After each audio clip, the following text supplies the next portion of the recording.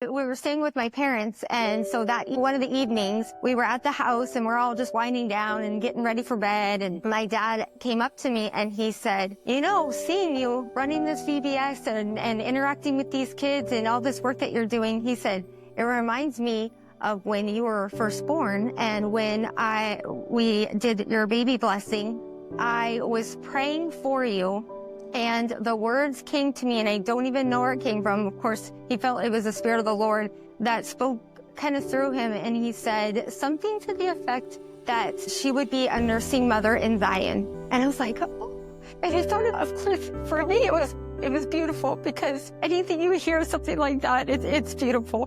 But I didn't think too much of it at that moment. And to be honest, after I left and I went home and I was like, what does that even mean? I've heard it in the scriptures, but what is this? And so it kind of started my journey of what that actually meant. And so I looked at all the scriptures, and so there's several scriptures. There's one in the Bible, and then there was 3 different ones in the Book of Mormon. The one that I really wanted to focus on, just listen to these words. Their children have been carried in their arms, and their daughters have been carried upon their shoulders. Behold, these things which are spoken are temporal.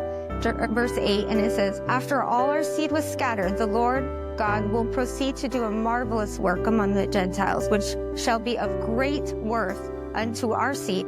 Wherefore it is likened unto their being nourished by the Gentiles and being carried in their arms upon their shoulders. And it said it right there, so how do we become nursing mothers? It lines it out, and it talks about how we need to be a standard, that we are the standard, that this house of Israel is going to look to us as that city on the hill. And our sister so beautifully was talking this morning about having our lamps trimmed.